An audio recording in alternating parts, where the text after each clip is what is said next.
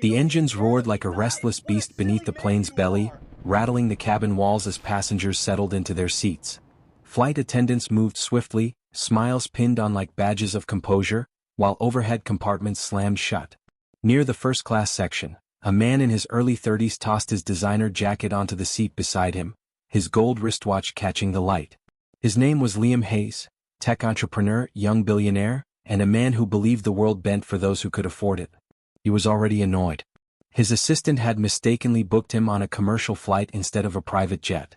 "I pay you to make my life easier, not miserable," he'd snapped at her earlier that morning.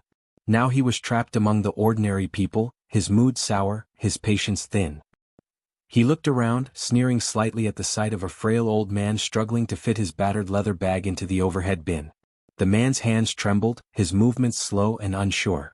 His suit was old, pressed neatly but clearly worn over the years. "Excuse me, sir," the flight attendant said gently, trying to help. "I can manage, dear," the old man murmured in a low, kind tone, his voice crackling with age and dignity. But the bag slipped. It nearly hit Liam's polished shoes. "Watch it," Liam barked, pushing his chair back sharply. "You almost scratched my shoes." The old man froze, startled. "Oh, I'm terribly sorry, young man," he said softly, trying to steady himself. Liam smirked. "Maybe next time, take the bus instead of pretending you belong in first class." The words sliced through the quiet hum of the cabin. A few passengers glanced up, uncomfortable. The old man only nodded, lowering his eyes, choosing silence over pride. The attendant frowned. "Sir, please?" "It's fine," the old man interrupted gently. "I didn't mean any trouble." He finally settled into the seat directly beside Liam. That seemed to make Liam even more irritated. He shifted slightly away, muttering under his breath, "Great. A charity case next to me. Just my luck."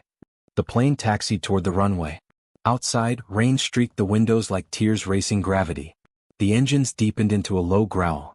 Inside, tension filled the air between the two men. Liam opened his laptop, the Apple logo glowing like a statement of superiority. He started typing furiously, the clacking of keys sharp and impatient. Every few seconds, he glanced sideways at the old man, who simply sat calmly with a small book in hand, The Art of Stillness. After takeoff, the old man closed his eyes for a moment, whispering something softly, perhaps a prayer. Liam rolled his eyes. "People still do that?" he muttered. "What's that, son?" the old man asked, turning to him. "Nothing," Liam replied curtly. "Just surprised. You look too calm for someone who nearly dropped his junk on me." The old man chuckled lightly. "Age teaches you that anger burns more energy than it's worth. Yeah, well, money teaches you that people like you should be careful where they step." That line made the old man's smile fade a little. "And what has money taught you, young man?" he asked softly. "That I don't have to tolerate incompetence." The old man nodded slowly, then turned back to his book. His silence bothered Liam even more than a response would have. It felt like he was being measured, and found lacking. A few hours into the flight, turbulence hit. The plane shook violently, drinks spilled, and gasps filled the cabin. The old man calmly placed a hand over his chest and breathed deeply, while Liam grabbed his armrest in panic. "Relax," the old man said quietly, his voice steady. "They've got this under control." Liam glanced at him, surprised by his composure. "You're awfully calm for someone your age," he said, half mocking, half nervous. "I've been through worse storms than this, son," the old man replied, eyes on the dim cabin lights. Something about that line hung in the air like a quiet echo. When the turbulence subsided, Liam scoffed, trying to recover his ego. "Guess experience is the only advantage you've got left." The old man smiled faintly. "You'd be surprised what experience can own." The line confused Liam. "Own? What's that supposed to mean?"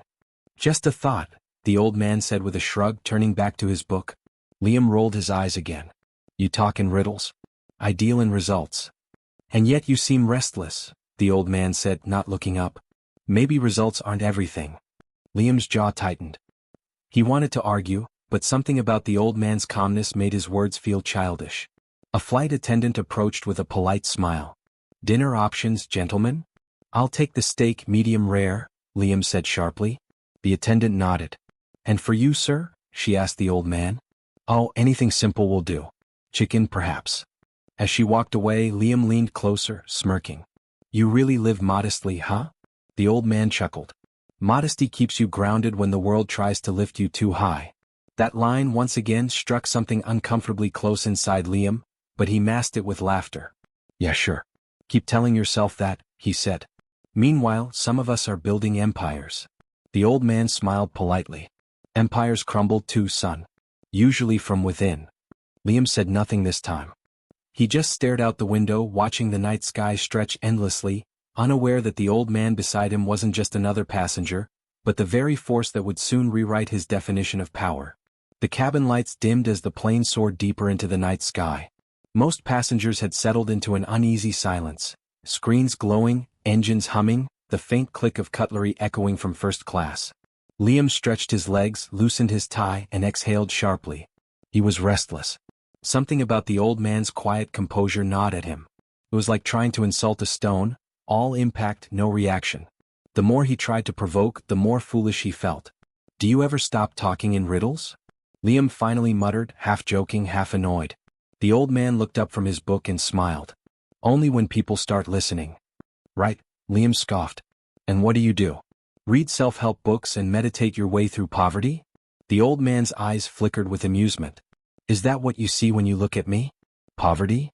I see an old man in an outdated suit, Liam said, leaning back smugly.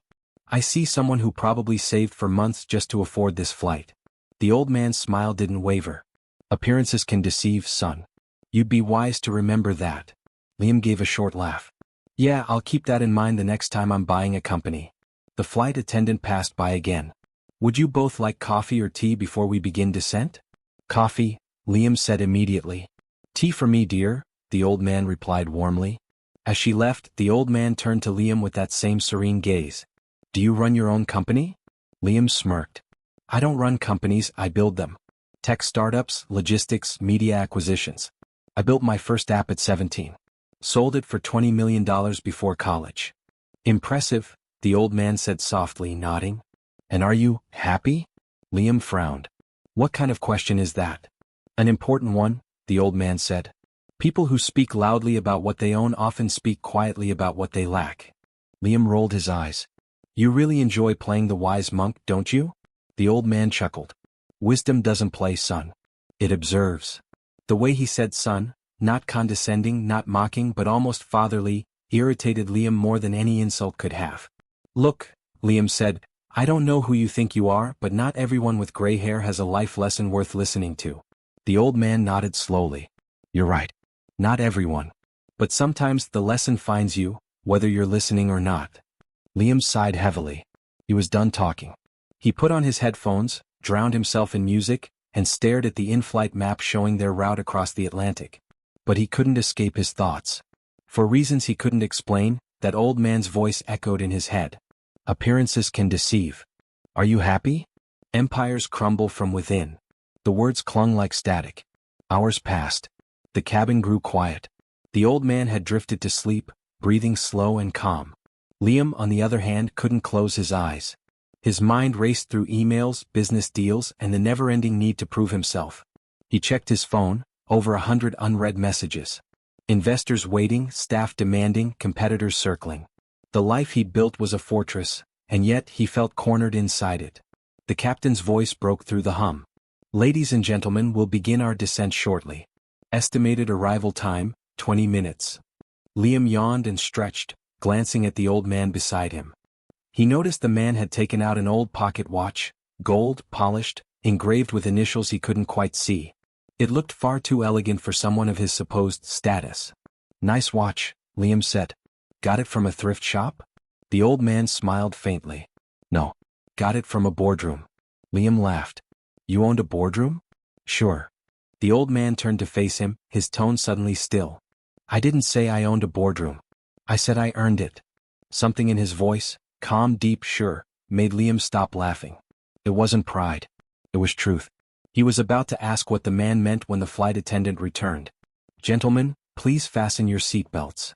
As Liam adjusted his belt, the old man looked out the window with a distant smile. Funny thing about flying, he said softly. Everyone's equal at 30,000 feet. Titles don't hold much weight when you're above the clouds. Liam smirked. Maybe for you. Down there, I still own the ground. The old man looked at him, eyes twinkling. And yet you're afraid of falling. That one hit too close. Liam's throat tightened, but before he could respond, the plane jolted, a brief, sharp turbulence that rattled the overhead compartments. A few passengers gasped. The captain's calm voice followed immediately. "Nothing to worry about, folks. Just some rough air." The old man sat perfectly still, hands folded, eyes peaceful. Liam noticed a slight smile, like the old man had been through storms much worse than this. When they finally touched down, applause rippled through the cabin. The plane slowed, the lights brightened, and the world returned to normal, except for the strange tension between the two men. As passengers began to disembark, Liam jumped up, eager to get off first. He grabbed his laptop, his jacket, his briefcase, everything branded, expensive, loud. The old man rose slowly, adjusting his coat. "Take care, young man," he said with a kind smile. "And remember, not everything valuable shines." Liam gave a short, dismissive laugh. "I'll keep that in mind, Grandpa." He walked off without looking back. The old man just watched him go, with the kind of expression that was neither offended nor amused. Just knowing. Quietly knowing. At the arrival gate, Liam's driver was waiting with a tablet displaying his name. He walked briskly toward him, but stopped dead when he noticed something strange. Two flight attendants and the captain were standing nearby, greeting that same old man with remarkable respect. "Welcome back, Mr. Callahan," the captain said warmly. "Always a pleasure to have you aboard." The old man smiled, shaking his hand. "Pleasure's mine, Captain. Thank you for the smooth flight." Liam froze. The name hit him like a brick. Callahan. As in Callahan Air Group, the parent company of Skyfleet Airlines. The very airline he was flying on. His jaw went slack. The poor old man he'd mocked for hours owned the airline. Liam stood there, frozen, the noise of the terminal fading into a blur. He blinked once, twice, trying to convince himself he'd misheard. But the flight attendant's tone said it all. "Mr. Callahan." The name repeated in his mind like thunder. He watched as the old man, Mr. Callahan, was escorted with quiet reverence through the VIP passage, shaking hands with the captain and a few airline staff. Everyone seemed to know him. Everyone but Liam, who'd spent the entire flight mocking him. "Sir? This way, please," his driver prompted, snapping him out of his trance. Yeah, Liam murmured, grabbing his briefcase. But as he walked toward the exit, his chest felt tight, his steps uncertain. Every word he'd thrown at the old man replayed in his head. "Take the bus. You probably saved for months. Pretending you belong in first class."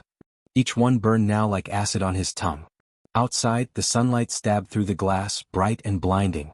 Reporters stood in clusters near the entrance, cameras flashing. Liam squinted. They weren't here for him. They were all turned toward Mr. Callahan, who stood calmly at the center of it all, speaking gently to a few staff members.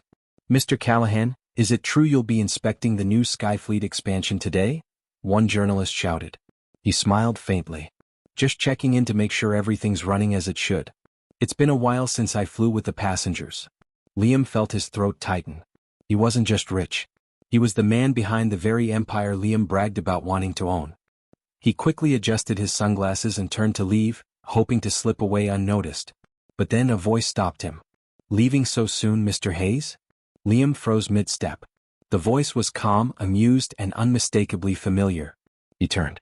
Mr. Callahan stood a few feet away, holding that same leather bag, that same soft smile that now felt like judgment carved in kindness. "Oh, Mr. Callahan," Liam stammered, his usual confidence cracking. "I didn't realize." "That I wasn't poor?" the old man finished, his tone gentle but piercing. Liam swallowed hard. Look, I didn't mean what I said on the plane. It was a misunderstanding." "Was it?" Mr. Callahan tilted his head slightly, eyes narrowing, not in anger but in disappointment. "Because it sounded very clear to me. You spoke like a man used to being obeyed, not understood." "I was just tired," Liam said weakly. "Bad day." Mr. Callahan smiled faintly. "Bad days don't reveal who we are, son. They reveal what's already inside." The words hit like a quiet blow. Around them, a few of the nearby journalists had noticed the exchange, whispering to one another. Liam's jaw tensed. The last thing he needed was a scene. "Look," he said quickly, lowering his voice. "Let's not make a big deal out of this. I respect what you've built, truly. Skyfleet's a great airline." Callahan murmured. "You didn't seem to think so when you told me to take the bus." Liam's face flushed. "That was out of context." The old man's smile faded. "No, son. That was perfectly in context. For the first time there was steel in his tone. Not rage. Not cruelty. Just truth sharpened with wisdom. I built this company to make people feel valued, Callahan continued quietly. From the man in the cockpit to the woman cleaning the floors. You insulted that value today, not just in me but in everyone who works to keep people like you flying safely. Liam's heart pounded.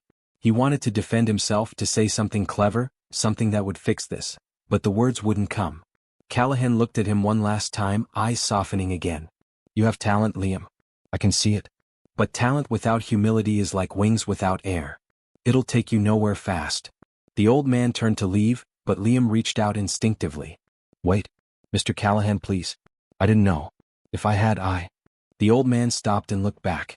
If you had known I owned the airline, you'd have been polite. That's not kindness, son. That's calculation. That silence that followed felt heavier than any storm Liam had ever faced. Around them, passengers streamed past, oblivious, while Liam's empire of ego slowly cracked. Have a good day, Mr. Hayes, Callahan said finally. And next time you fly, try looking at who's beside you before deciding what they're worth. He walked away without another word, his steps slow, dignified, final. Liam stood rooted to the spot. Cameras flashed again, catching him in the background, his face pale, his pride dismantled. He turned sharply and strode toward the exit, jaw clenched, muttering curses under his breath. But no amount of anger could silence the echo of that calm voice. Wings without air. By the time his car pulled up, he wasn't thinking about his meetings anymore. Or his stock prices. Or his next acquisition. He was thinking about an old man who carried his own bag, read a quiet book, and owned an empire without ever having to prove it. The ride back to his penthouse felt endless. Every skyscraper they passed, every billboard with his company's name, looked smaller somehow. His world, the one built on pride and perception, suddenly felt like glass. When he finally got home, he dropped his phone on the counter and stared out the window. Below, the city lights flickered like stars trapped in fog. For the first time in years, Liam felt small. And that, perhaps, was exactly what he needed to feel. The morning after the flight, Liam's world began to tilt. He woke to the sound of his phone vibrating endlessly. Messages, missed calls, notifications, a hurricane of them. His publicist's voice came through before he could even say hello. Liam, have you seen it? Seen what? He mumbled, rubbing his temples. It's everywhere. Twitter. YouTube. The press picked it up. Someone filmed you on the plane mocking that old man, the owner of Skyfleet. His stomach dropped. You're kidding. I wish I were, she snapped. The video's viral. Hashtag Skyfleet shame. You're trending for all the wrong reasons. He shot up from bed and grabbed his laptop. Within seconds, the video filled the screen, shaky footage of him sneering at Mr. Callahan, dismissing him with that arrogant smirk. The comments were brutal. Perfect example of money without class. Humility check, delivered by the man who owns his airline. This clip needs to be shown in every leadership seminar. He slammed the laptop shut. How did this get out? Someone in first class must have filmed it, his publicist said. And now reporters are circling your office. Investors are calling. They're worried. He sat there numb. For years he'd been untouchable, the golden boy of finance, the face of bold success.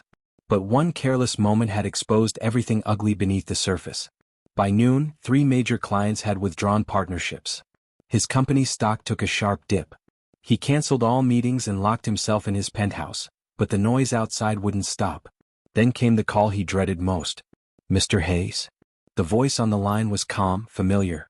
Liam swallowed hard. Mr. Callahan.